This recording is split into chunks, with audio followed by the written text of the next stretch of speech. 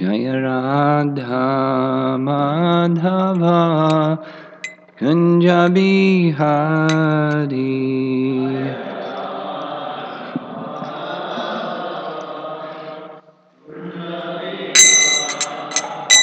Jaya Radha Madhava Kunja Bihari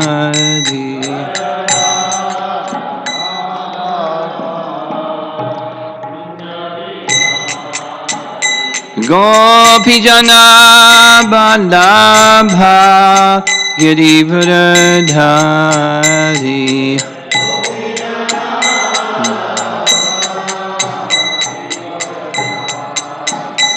Gopijana Balabha Girivardhari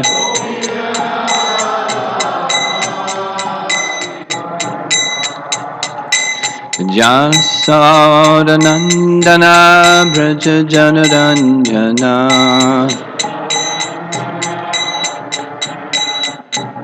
Jasodanandana Braja Janaranjana Jamna Tira Vanachari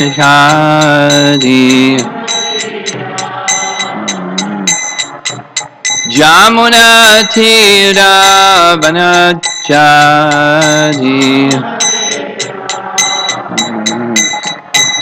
Jaya Radha Madhava Kunja Bihari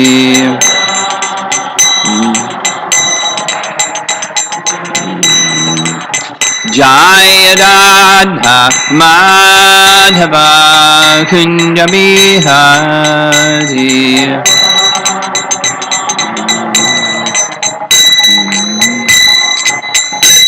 Gopi Jana Vallabha Girivardhari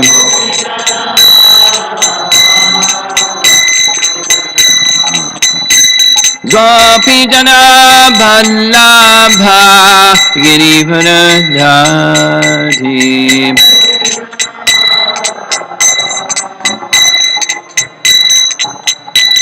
Jasodanandana Braja Janaranjana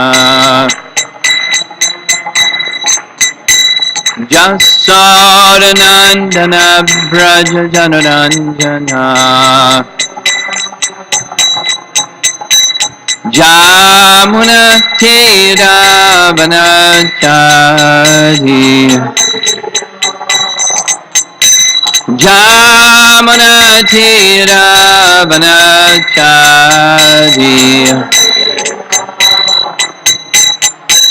Jaya Radha Madhava Kunja Bihari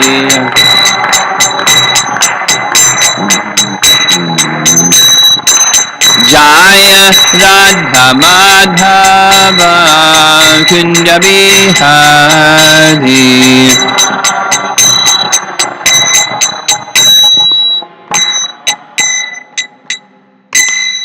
Jai Om Vishnu Pad Paramahamsa Parivinagacharya Astakara By His Divine Grace, A.C. Bhaktivedanta Swami Srila Prabhupada Ki Ananta Koti Vaishnavrinda Ki Grantaraj Srimad Bhagavatam Ki Sambhita Bhakta Vrinda Ki Nitai Gaur Premanandi. All glories to the assembled devotees, all glories to Sri Guru and Sri Gauranga.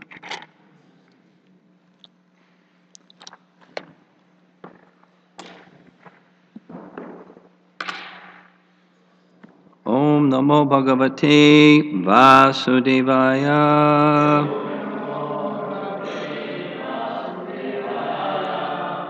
Om Namo Bhagavate Vasudevaya.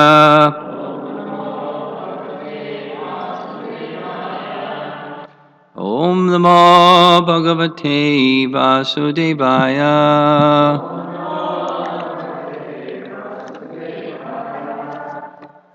We're going to read two texts this morning. 18 and 19, they're connected, short purports. Drumeshu Ramsya Sutadhara Vatsalo Vyavaya Dino Vivishak Swabhandane Prachit Pramadad Giri Kandare Patan Valim Grahitva Gajabhita Astataha Drumeshu Ramsyam Sutadhara Vatsalo Vyavaya Dino Vivishak Swabhandane Vachit Pramadad Giri Kandare Patan Valim Garhitva Gajabhita Astataha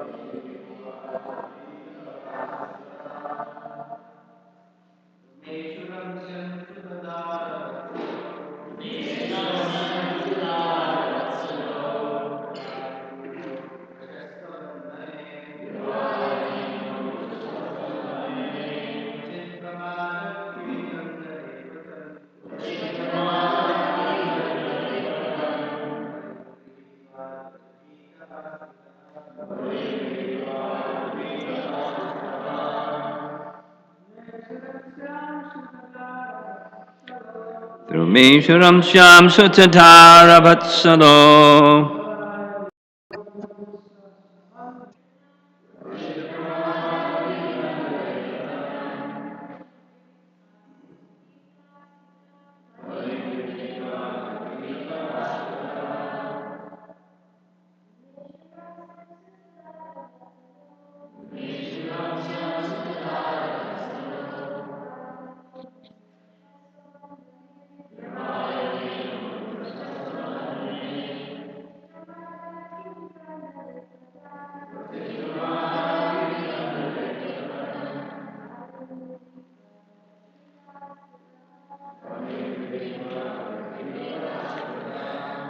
Drumeshu, in the trees, or in the houses standing like trees, in which monkeys jump from one branch to another. Ramsyan, enjoying. Sutadhara Vatsala, being attached to the children and wife. Vyavayadinaha, who is poor-hearted because of acting on the platform of sex desire. Vivashaha, unable to give up. Svabandhane, in the bondage of the reactions of one's own activities. Kvachit, sometimes. Pramadat, from fear of imminent death. Giri Kandhare, in a cave in a mountain. Patan, falling down. Valim, the branches of a creeper.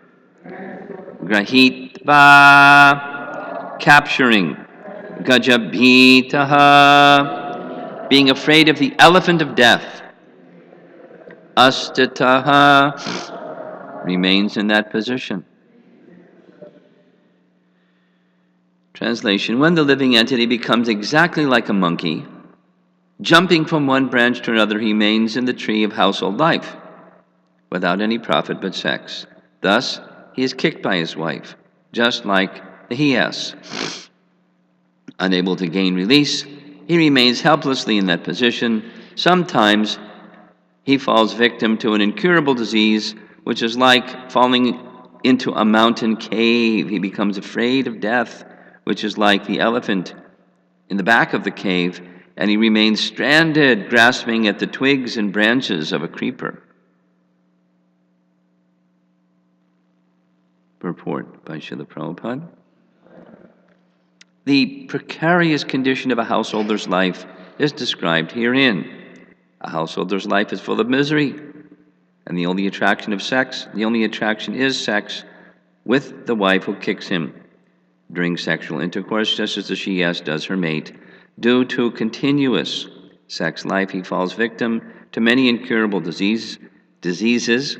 At that time, being afraid of death, which is like an elephant, he remains hanging from the twigs and branches of the tree, just like a monkey.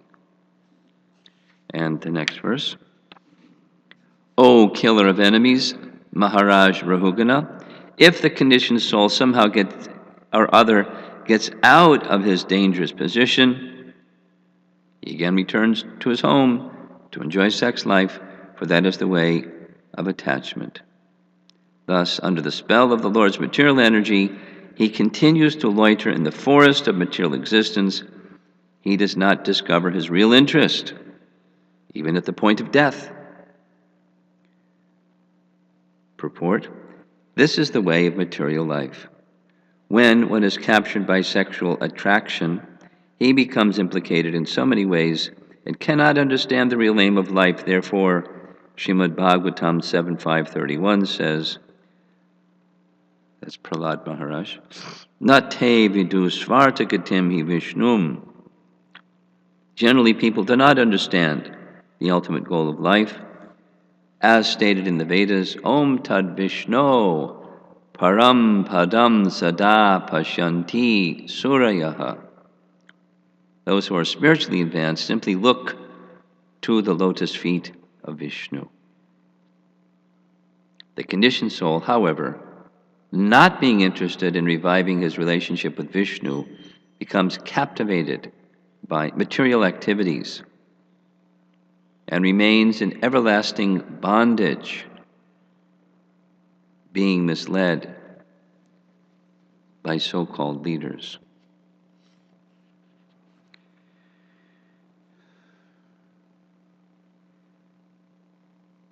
This is a lot of the same message, isn't it? Like just different varieties of being captured by the glare of Maya.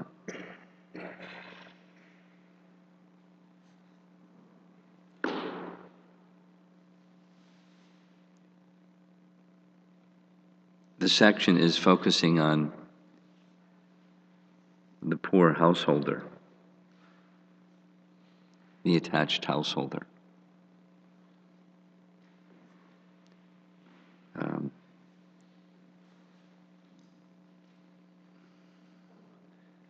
I wanted to focus a little bit on this second line, Vyavaya Dino Vivishak Svabandhane. Vyavaya Dino Vivishak Svabandhane. The word for word, Vyavaya Dina, Dina means poor. Vyavaya Dina, one who is poor-hearted. And the phrase resonates well with a phrase that's found in Bhagavad Gita, Hridaya Dorbalyam. Arjuna is asked by Krishna, Anarya Jushtam Ashvargyam.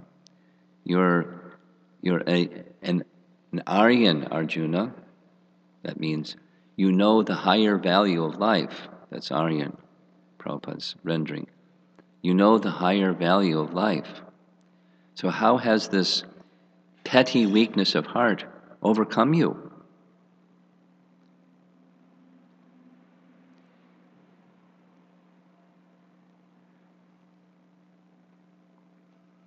In Harinam Chintamani by Bhaktivinoda Thakur, there's a discussion. It's a book that's a discussion between Lord Chaitanya and Haridas Thakur. And the subject is the holy name, Harinama Chintamani. So the subject is the holy name. And like Lord Chaitanya did with Ramananda Roy, where Lord Chaitanya was taking the position of the student and asking his teacher, Ramananda Roy, to answer his inquiry. what's the goal of life, how to achieve it. But actually, Lord Chaitanya was the teacher wanting to examine his student. So as Ramananda Roy gave answers, so Lord Chaitanya similarly in relation to the holy name is asking questions about the holy name. And Haridas Thakur, the Acharya for the holy name, on behalf of Lord Chaitanya, again the teacher is examining the student. So in that Harinam Chintamani, there's discussion following Rupa Goswami's teachings of the stages of bhakti that unfold through the chanting of the holy name or through the process of devotional service, beginning with the holy name. Nama Granadibihi, the devotional service begins in this way, hearing and chanting. And then the rest of devotional service flows from that. So, when discussing the stage of anartha nivriti, of overcoming anarthas, Bhaktivinoda Thakur writes that Haridas Thakur says that the anarthas are of different categories. And one of those categories is Hridaya Dorbalyam. And another one is Asat Trishna. And another is Aparad. So, unwanted things arise in the heart due to Aparad. In a similar manner, I'll come back to Harinam Chintamani, but we'll go over here for a moment to Madhurya Kandambini by Vishwanath Chakravarti Thakur. In chapter 4, he similarly analyzes the anarthas that block our vision of Krishna. The anarthas are compared to clouds or mist that obscure or obfuscate. When the clouds are in the sky, you can't directly see the sun. There's some light, it's daytime, but if there's clouds, you can't see the sun. So the full brightness of the sun is absent when there's clouds, and depending on how thick the clouds are, less and less and less bright. So I understand in the Vaishnava Academy, they're learning different names of the clouds, cumulus clouds and all the different types of clouds, science class.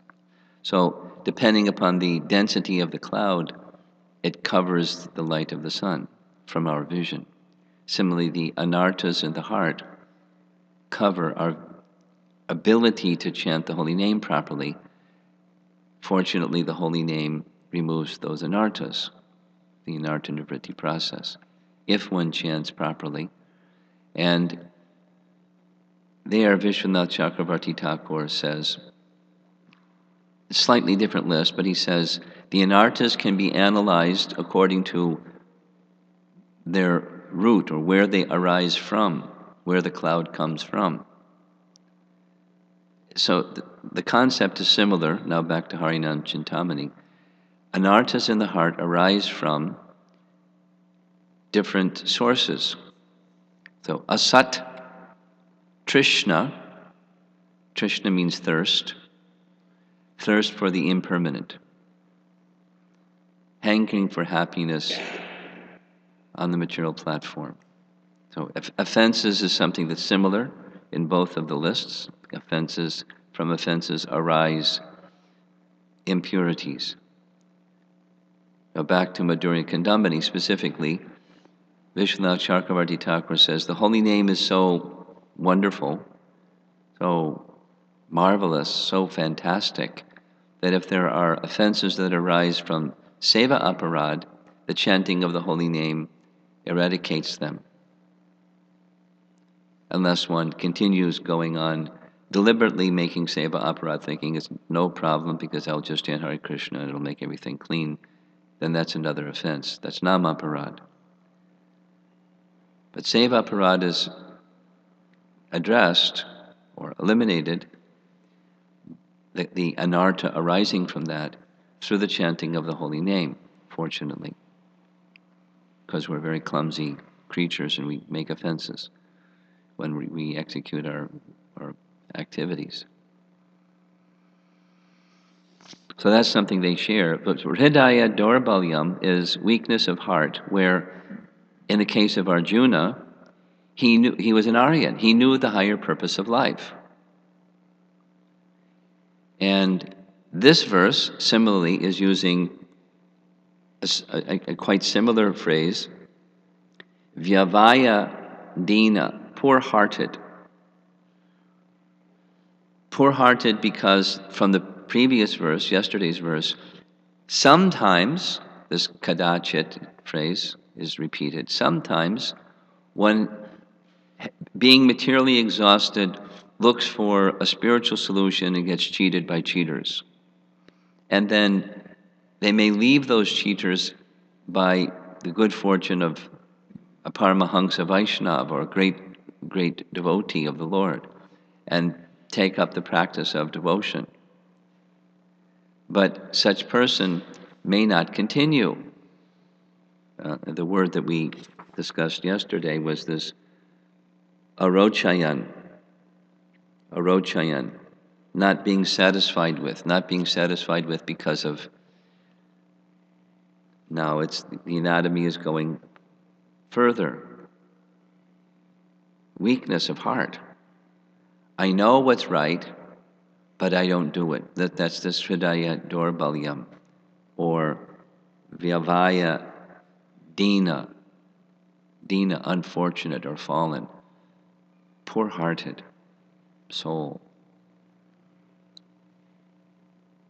I know what's right, but I don't do it. So that's not an unfamiliar territory for all of us, because our teaching is very high. And we know that very high teaching is pure, and we're not there yet. So in our japa retreats, there's this language of a gap between where we are and what we know, and we'd like to close the gap. So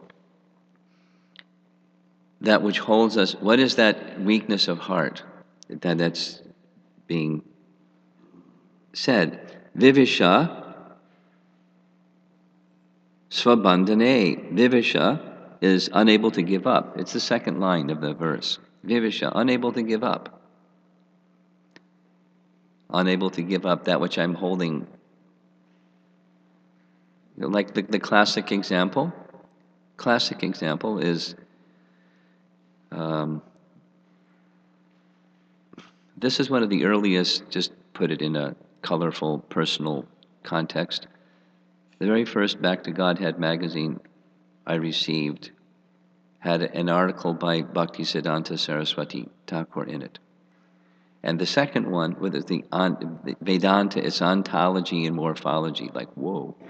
And then the next one had like a cartoon drawing, not a cartoon, an illustration, a sketch of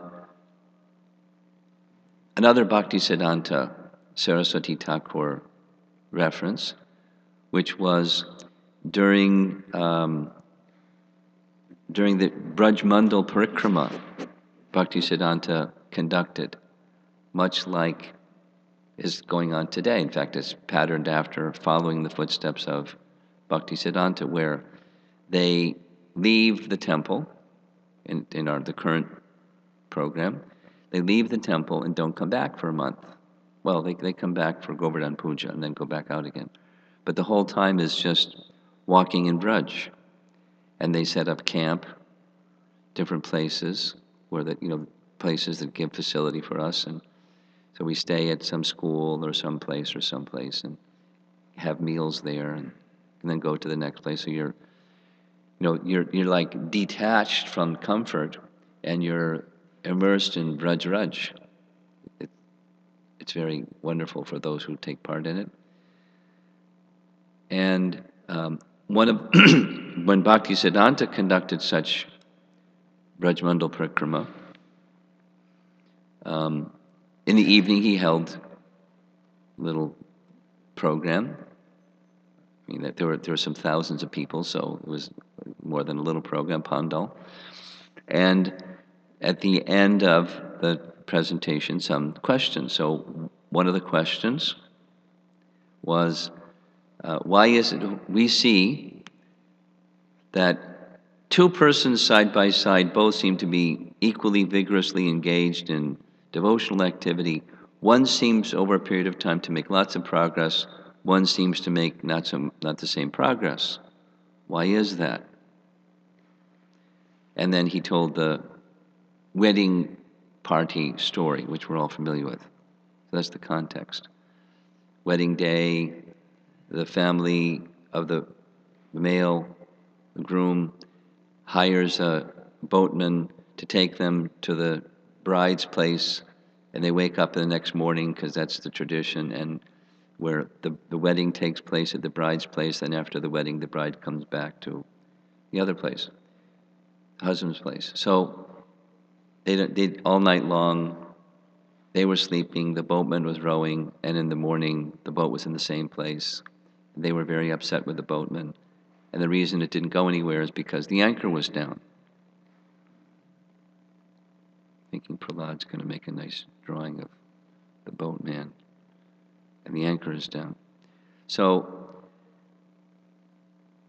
similarly, when one maintains attachments, this is one of our 10 offenses, despite receiving so much instruction in this matter, maintaining attachments, even we know better, that's this Hridaya Daurbalyam. We know better. I mean, all of us, we know better. But we have our favorite ones that we maintain. You know, some of them we let go of, but we have our favorite ones and we maintain them. And that makes our progress impeded. You can't get very far rowing your boat if you keep the anchor down. You can't make much progress spiritually if one maintains material attachments. And those material attachments are from one's svabandhana. It's the bondage of the reactions of one's own activities. You can't blame somebody else. Well, you can blame somebody else, but it's not very honest. It's not a clear understanding of the reality. The reality is our situation is something that we have created. Krishna explains that in Bhagavad Gita. Sada sad yoni janmasu, our good fortune, ill fortune that comes our way, is the fruit of our past activity. And so here's a problem. No, I get so absorbed in the problem that I forget what the purpose is. And by the way, life is filled with problems. It's the nature of the place. Even if we're good people, it's filled with problems. It's the nature of the place. Because we wouldn't come here if we weren't criminals, if we weren't rebellious against Krishna, in that sense, criminal, wishing to take the property of Krishna and use for oneself instead. So we're dirty. We're contaminated by that mentality. And we're in the association of other criminals that do the same thing. And so, that's the program. And our higher understanding is that's not the right program. It's the program of persons in prison, but it's not the program of those who are free from prison life. We're told that, just like criminals in a prison. We're given the opportunity for reforming our criminal-like mentality, stealing the property of Krishna, using it independently and separately. We know better. Someone that has an addiction problem, whatever that might be. There's different varieties. But the generic one is addicted to enjoying separately from Krishna. And because the focus of Jad Bharat in speaking to the king is family life, then consistently in Prabhupada's writings, he would point to sex life. I mean, it's what makes the world go round.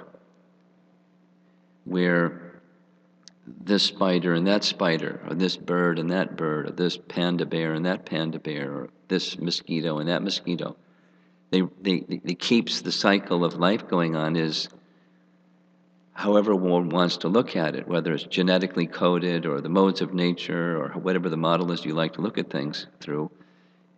It's the program. Male-female attraction makes the world go round. It's there. It's there.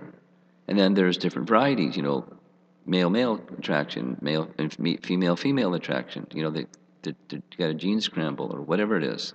But the attraction specifically for that kind of association, it's number one on the hit parade since the beginning of time, the bestseller. Songs and, etc. Stories and art and whatever.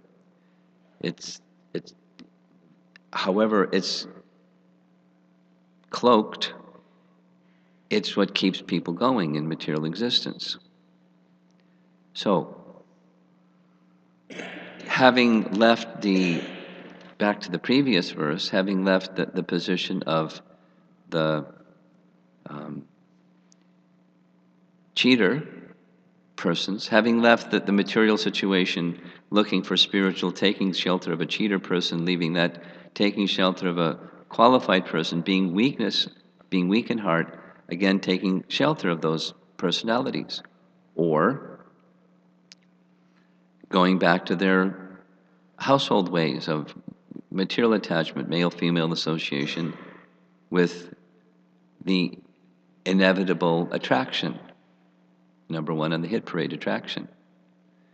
So the language isn't specifically in the verse, but Prabhupada is making it graphically clear that the monkey-like behavior, again the reference is from the previous verse, is this sex attraction, or make it a little softer, male-female attraction. Because in Krishna consciousness we have the fourth regular principle. Then some people don't have a problem with, and some people have a problem with, whether they're not married or whether they're married. They have a problem or they don't have a problem. But otherwise, even just the happiness of male-female association, the happiness, so the apparent happiness, the lure of this looks like happiness situation. It's the vyavaya dina vivishak subhandhane. It's just a perpetuation of our previous activity, svabandhane. Having been involved in this since time immemorial, it just comes natural. And whatever one wants to look at as the impetus, it's just the continuation of the previous involvement in matter. So now here we are, practicing devotees.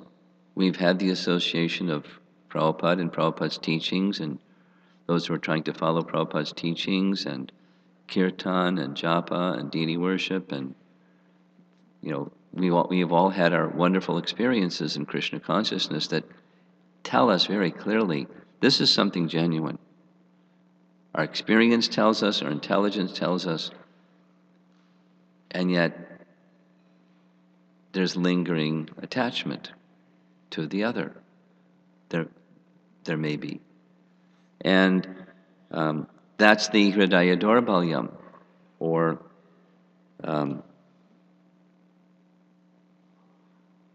Prabhupada writes in the verse, unable to gain release, he remains helplessly in that position.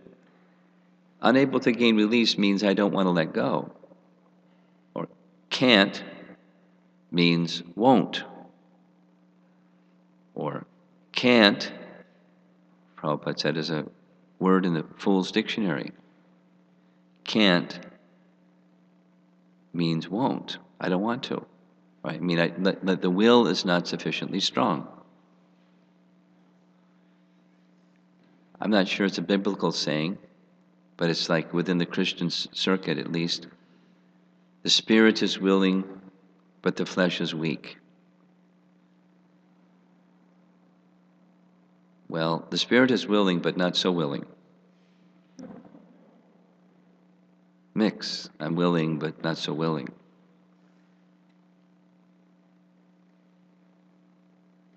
And that's the monster is that weakness, that lack of resolve, the lack of faith, the lack of shelter taking, the lack of submission, the paucity in that area. Because the potential is certainly there within Krishna and Krishna's internal potency. But we remain attached to the affairs of the external potency. And we just get kicked around like a football or a soccer ball. And from one thing to the next thing, we get released from one thing, we find ourselves in another thing, we get released from that thing, we find ourselves back in the previous thing. That's what's being said. So the examples given are specifically like a monkey jumping around in a tree, or a house that's like a tree, moving here and there, hoping for happiness and indulging the senses, and then getting kicked. Unable to get release. Unable to get release means an unwillingness to get release. He falls victim to sometimes an incurable disease, which is like falling into a mountain cave, and then fear of I may die. So there's the elephant in the cave. So it's a fearful situation. Death is approaching, and maybe that incurable disease gets cured, or circumstances change. Now where does he go? He goes back to the former, not due to attachment, or losing sight of the real option. You know, the position of reality, the position of who we really are. So it's very important to connect with who we really are, and very important to connect with those who know who they are, and keep their association rather than the association, as we were discussing yesterday, of persons otherwise situated, because then our activities and our consciousness will become similarly clouded.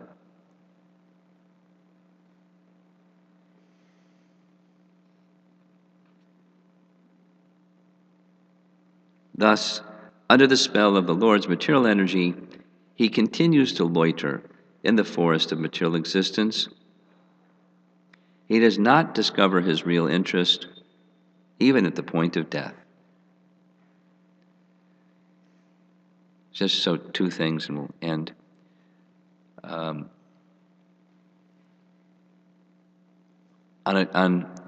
In a few of Prabhupada's lectures, I've heard him speak the following. There was one king who was curious. He wanted to know, so he asked his minister, how long does this sex desire continue? And his minister said, right up till the point of death. And the king said, no. Certainly when one gets older, on the verge of death, they're not thinking sex life. Certainly. And the minister said, I will prove it to you.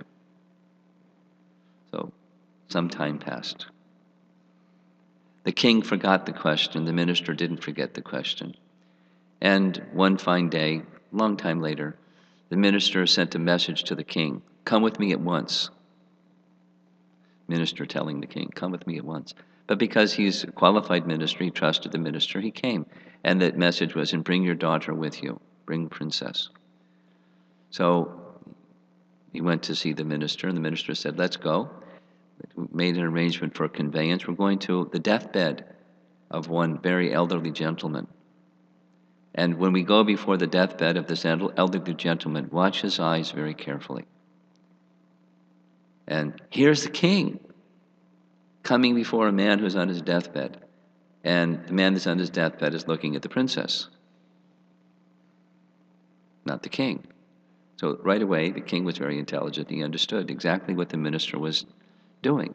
He was proving, even up to the point of death, this attraction, male-female attraction, is very, very strong.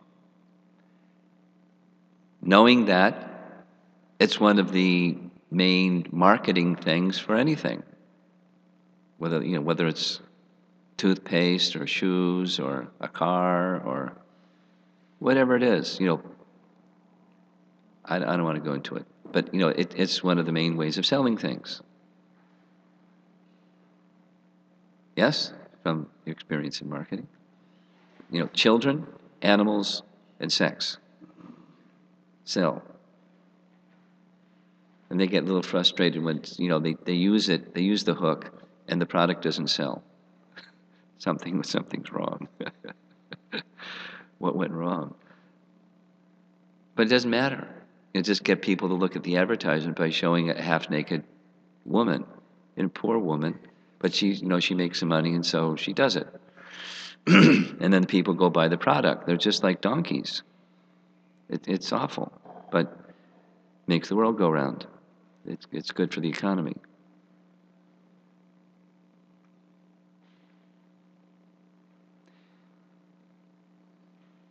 Etc. Without going into it more. So,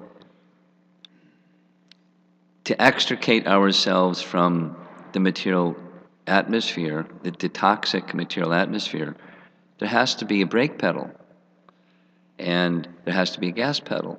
The gas pedal is getting strength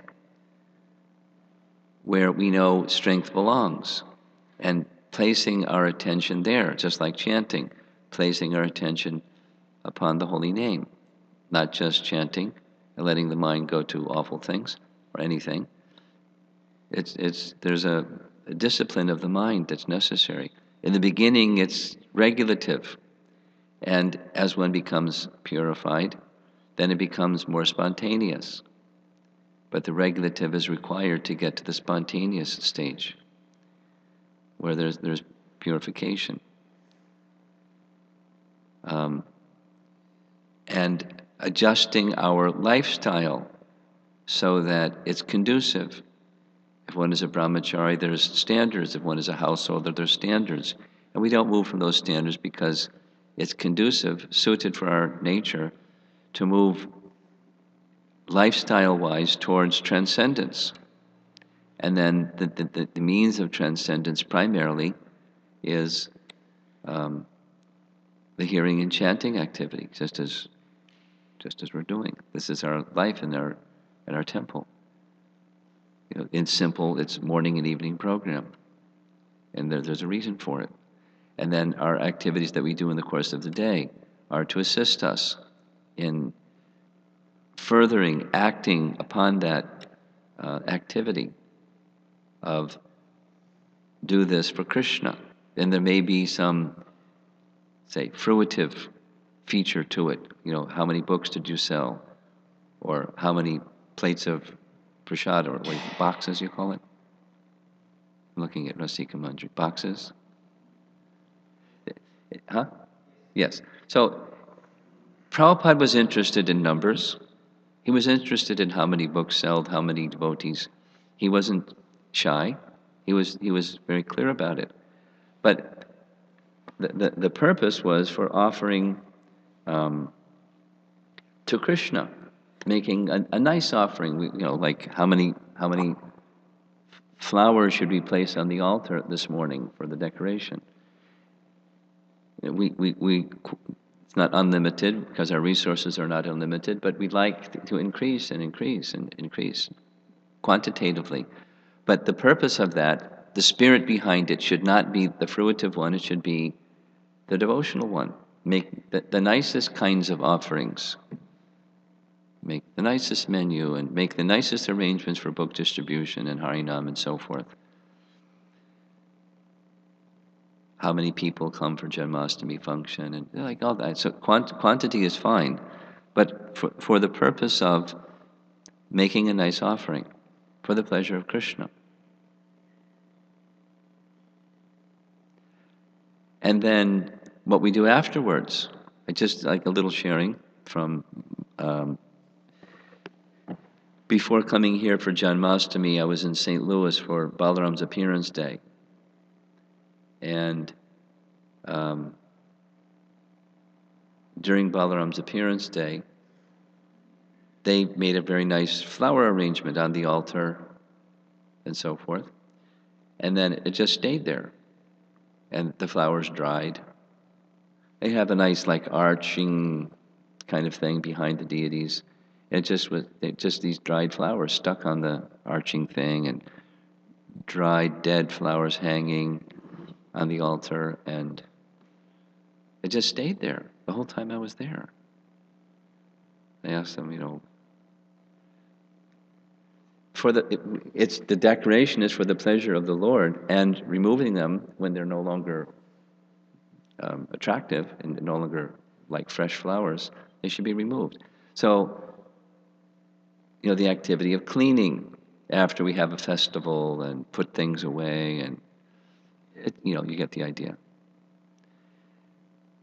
The activities to expand and the activities to keep things maintained, it's all for the pleasure of Kishore Kishori, or pleasure of Krishna. And that should be our consciousness. That's our great opportunity. And it provides an opportunity. By doing that, that's the positive. It helps us keep our attention away from the negative.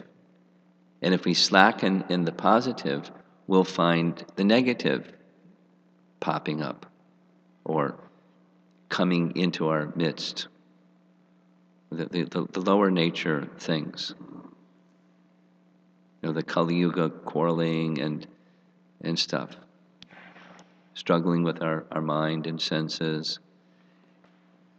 The cure is the purification from the devotional process, while uprooting these other tendencies, not lingering and loitering and procrastinating and being lazy and complacent.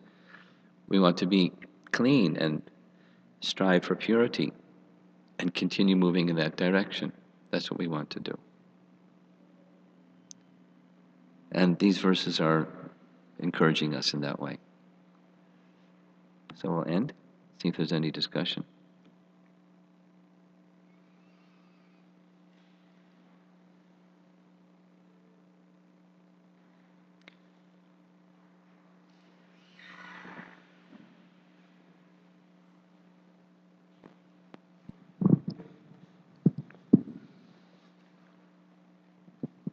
Hare Krishna Maharaj. I was wondering if there's a fundamental principle that keeps us in that weakness of heart. You had a lot of discussion today, but I remember... Fundamental principle what? That keeps us in that weakness of heart, anartha category, that... Attachment.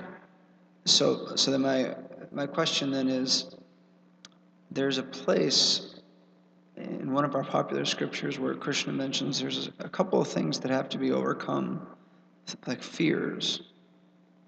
Like a fear of a relationship, I believe, is one of them. Vitaraga bhaya krodha. Go ahead. Yeah. And I was wondering if, in my mind, I was thinking that there was a correlation between weakness of heart and this statement by Krishna. I wanted to know if you could talk about that. Sure. You can analyze in terms of the positive or the negative. The negative is an attachment to the negative, and the positive is going for the positive, but I may not go for the positive because of some attachment to the negative. And the correlation is attachment in fear to likening spiritual reality to material misery. Mistaking spiritual reality to be like material misery, because all I know is material misery, and so I don't want material misery, and therefore I conjure up an idea that's voidism, or impersonalism. So specifically, Prabhupada comments in that purport that impersonalist and voidistic philosophies arise from the frustration of relationships in the material world that cause me misery. Not wanting misery, I conjure an impersonal and voidistic conception. One of the reasons why Buddhism is very popular. There's no commitment to a person. It's like, it's be peaceful. You know, all the nice things that you say about the mode of goodness, and there's no person. Be compassionate, be kind, and be peaceful. No commitment to a person. There's no reason at all, in fact, the opposite. There's every reason to accept that in the spiritual realm, there's person, there's love. There's love supreme. But I don't want the love supreme when I'm fearful that it's going to be more of the same. That's going to be like this, and I don't want more like this. So by negation, it's impersonal. And somebody may feel comfortable with that. You know, how close that matches reality and how close I can live my life accordingly, because we're social beings, we can't. Anyway. Nice idea. For some, at least. Anything else? Okay. Hare Krishna.